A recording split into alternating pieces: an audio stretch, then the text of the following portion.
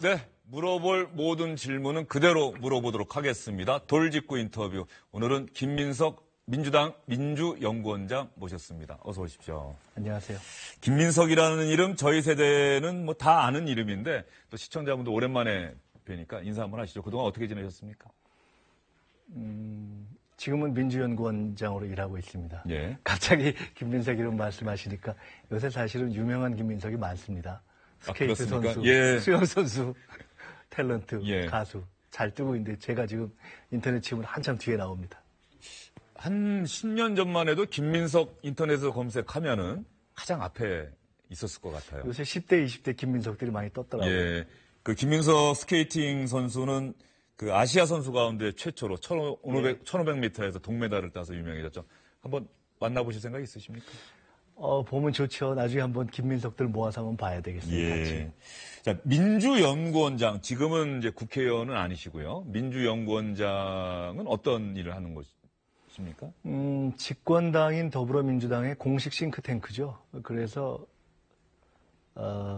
장기적인 정책 방향, 장기적인 이념, 장기적인 전략, 대략 그런 것들을 연구한다 이렇게 보시면 되겠습니다. 그중에서 하나, 더불어민주당의 장기적인 전략, 장기적인 비전, 어떤 게 가장 대표적입니까? 지금 이미 집권당이 됐는데 말이죠. 제가 최근에 길게 보면 당의 정체성과 비전을 정립해야 된다 이렇게 하면서 한편으로는 과거를 정리하고 한편은 이제 앞으로의 방향을 해야 되는데 가령 최근에 과거와 관련해서는 이런 것을 했죠. 3.1운동, 임시정부, 백범을 재조명하고 정립하자.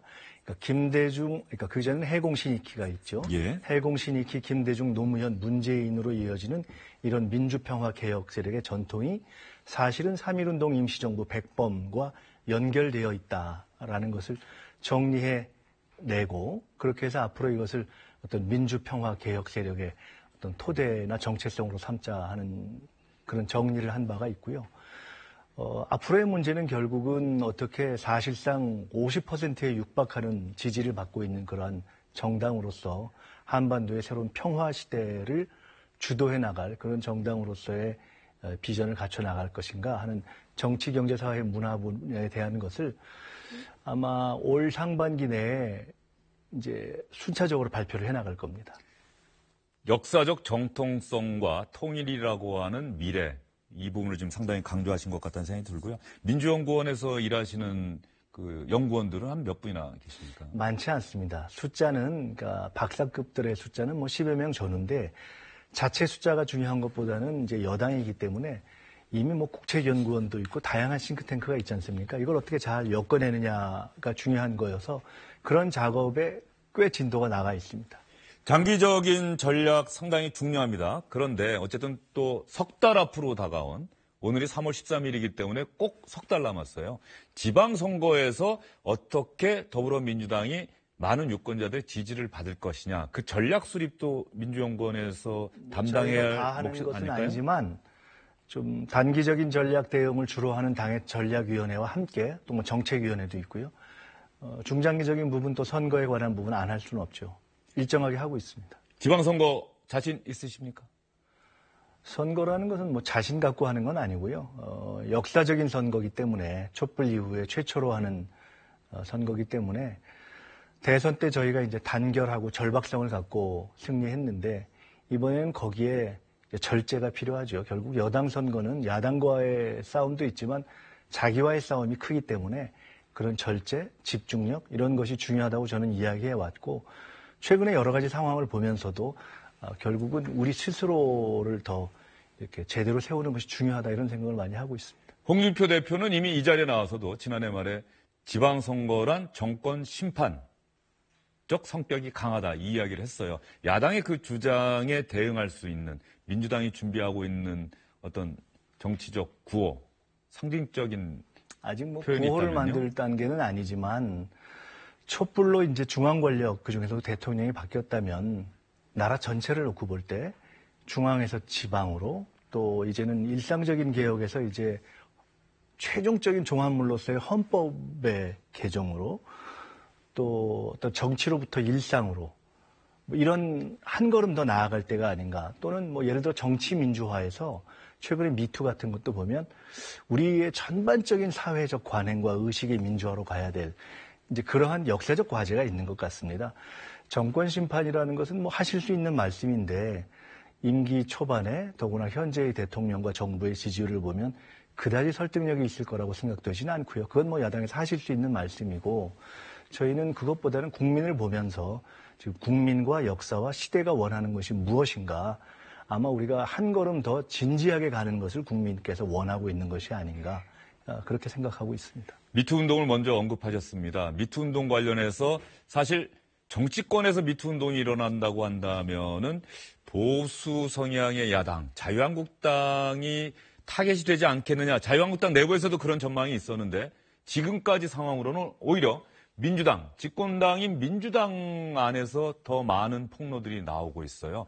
이거 어떻게 그렇게 보십니까? 보셨을 수도 있죠. 왜냐하면 아시다시피 민주당이 이제 우리나라에서 전반적으로 정치적으로는 성평등을 좀 선도해온 당 아닙니까? 김대중, 노무현, 문재인 뭐 이런 지도자들도 그랬고 여러 정책에 있어서도 그렇고 뭐 한 예를 들어서 사실은 김대중, 이희호 두 분이 공동문표를 단 건 벌써 50년 전의 일 아닙니까? 예. 굉장히 진보적이어서 그것이 저희의 자부심이기도 했는데 동교동 자택이나 일산 그렇죠. 자택이 항상 그런 점에서 보면 저희로서는 우리가 아직도 정신 차리고 반성해야 될 점이 많구나 이렇게 생각을 합니다. 근데 최근에 이제 정당 지지도나 대통령에 대한 지지도 이런 것들을 보면 이 문제를 국민들께서 뭐 여야의 문제나 선거의 유불리 차원에서 판단하시는 것 같지는 않아요. 저희도 이 문제를 뭐 야당과 비교하는 문제로 보고 있지는 않습니다. 그런데 이제 오히려 제가 가끔 요새 이런 생각을 해보는데요. 87년 6월 항쟁 이후에 노동자 대투쟁이라고 해서 우리 사회에 억눌렸던 계급 계층 문제가 터져나온 87년 7, 8, 9 기억하실 거예요. 예.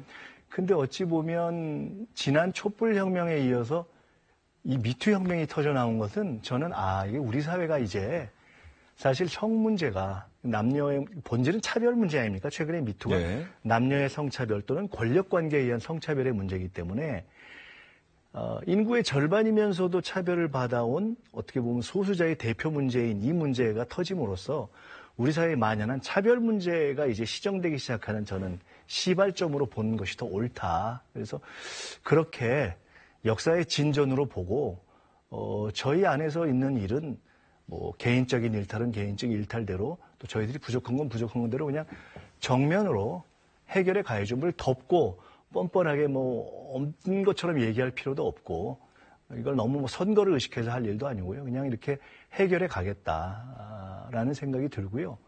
저는 요새 그런 생각을 해봅니다. 어떤 이게 생각이요? 어떻게 보면 뿌리 깊은 차별이라는 그런 낡은 가치, 보수적 네. 가치에서 생기는 문제일 겁니다. 그래서 우리가 새로운 사회, 새로운 공동체를 향한 어떤 탈차별적인 근본적인 어떤 공동체, 평등한 그런 가치를 우리가 세우는 일종의 새로운 도덕과 가치의 정립 이런 것을 뭐 민주라고 해도 좋고 진보라고 해도 좋고 또 우리 사회 전체가 고민해야 될 것 아닌가. 그래서 저희는 현안에 대한 해결과 함께 아까 제가 장기적인 말씀 드렸지만 우리 사회의 새로운 가치 문제를 고민하고 또 제기해야 할 때가 됐다 이렇게 생각을 하고 있습니다. 안희정 전 충남지사 소식 들으셨을 때 또 지금까지 계속해서 매일 나오고 있는 뉴스 피해자 김지은 씨의 이야기 들으시면서 아마 민주당 안에서 많이 놀라시고 배신감도 토로하시고 또 화도 나시고 그런데 김민석 전 의원께서는 어떻게 생각하셨어요? 처음에는 충격이고 또 안 지사에 대해서 개인적인 뭐 인연이나 애정이나 이런 것이 없는 사람이 얼마나 있겠어요. 저희 비슷한 동년배니까 그러니까 그냥 아픔이기도 하고 많은 것을 생각하게 하죠. 예. 어쨌든 민주당에서 안희정 전 충남지사와 관련해서는 민주당 입장은 정리가 됐습니까? 확실하게? 이미 뭐 그것은 제명하고 안 그랬으니까요. 지사의 예. 이제 문제에 대해서는 본인이 이미 그러니까 법리적인 다툼의 영역은 남아 있지만 어쨌든 발생한 것을 어떻게 해석할 것인가에 별도로 어떤 일이 발생한 것은 사실 아닙니까? 그에 대해서는 본인이 인정을 하고 사과를 한 것이고 당일 바로 뭐 거의 즉각적으로 처리를 했기 때문에 김민석 전 의원 나오셨으니까요. 이제 좀 아픈 질문도 좀 드리겠습니다. 김민석 전 의원 사실 386 세대, 지금은 586이지만 가장 대표적인 정치인이었어요.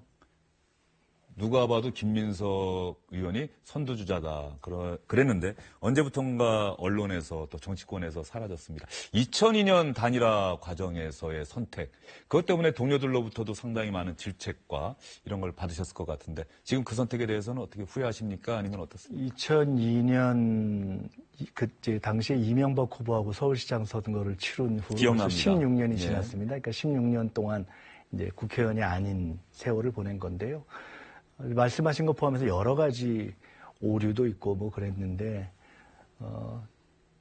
그게 이제 지내놓고 보니까 저로서는 사실은 정치에 다시 복귀할까? 내가 복귀해야 되나 하는 고민을 오래 한 시간이 있었고요. 지내면서 이게 정치라는 게 원칙과 내용이 참 중요하구나 이런 생각을 하게 돼서 어쨌든 돌아오겠다고 마음을 먹었고 그 시간들이 제게는 이제 약이 되도록 해야 하지 않겠습니까? 예. 어렵게 돌아오는 과정에서 또 한 번의 고비가 있었어요. 정치자금 관련해서 네. 또 유죄 인정 받으시고 대법원 확정 판결까지 받고 그래서 김민석이라는 정치인은 이제 끝났다라는 평가까지 받았었는데 지금 집권당의 전략 싱크탱크의 또 책임자로 계십니다. 그 사건에 대해서는 어떻게 본인이 그것도 그 당시 충분히 말씀드렸고요. 그 부분은 그 당시 홍준표 대표와의 공방 속에서 고발되고 결국 최종적으로 벌금이 났던 일이 있는데요. 그 부분 제가 죄송한 부분은 죄송하다고 말씀드렸고 지금도 그렇고 또 필요하게 또 충분히 설명할 기회가 있으면 설명할 대목도 있을 거라고 봅니다. 민주당의 정치인들의 주류가 처음에 정계 입문하셨을 때하고 많이 바뀌지 않았습니까? 그때만 해도 뭐 동교동계가 주류였다. 저보다 한 10년이나 20년 위에, 그러니까 좀 외람된 말씀이지만 정세균, 뭐 정동영, 추미애 이런 분들과 같이 소위 국회 입사 동기거든요. 그러니까 10년이나 조금 있는데 예. 거의 그래서 10년 이상 분들과 가장 젊은 것이 그런 분들과 같이 정치를 했었는데 이제는 동년배를 넘어서 후배들이 이제 또 정치를 하고 있는 경우도 꽤 있어서 저로서는 한편으로는 그런 새로운 환경이 좋고 또 반갑고 또 많은 걸 배워나가고 그러고 있습니다. 같은 586 세대들과 처음에는 사실 좀 상당 기간 좀 사이가 어색해졌겠다는 생각도 좀 들어요. 2002년의 선택 때문에. 지금은 어떻습니까? 다 복원이 됐습니까? 그 이전에 이미 제가 혼자서 국회의원을 저희 세대도 혼자서 국회의원을 한 기간이 꽤 되지 않습니까? 참 그때는 처신이 어려웠죠. 근데 지금은 제가 중간중간에 같이 일을 할 기회가 있었고 또 이번 대선 과정도 그렇고 해서 계속 노력하고 있고 많은 일들을 같이 하고 있습니다. 14대 총선 때인가요? 서울 영등포에서 나홍배 의원과 맞붙었던 그 당시 20대 후반이었죠. 28이었습니다. 28이었죠. 그런 김민석 정치인을 기억합니다. 정계에 복귀한 김민석 전 의원. 앞으로의 꿈이나 포부, 생각, 계획 있다면요? 좋은 정치인이 돼야죠. 좋은 정치인이 되기 위해서 준비하고 있고요. 복귀의 과정을 차근차근히 밟고 있습니다. 이번 재보선에는 나가실 생각은 없습니다. 없고요. 다음 총선 그러면 준비하고 계십니까? 다음 총선에는 이제 복귀를 할 수 있도록 최선을 다할 생각입니다. 네, 알겠습니다. 민주당 집권당의 전략 싱크탱크 민주연구원의 책임자죠. 김민석 전 의원과 이야기 나눠봤습니다. 오늘 솔직한 답변 감사드립니다. 고맙습니다.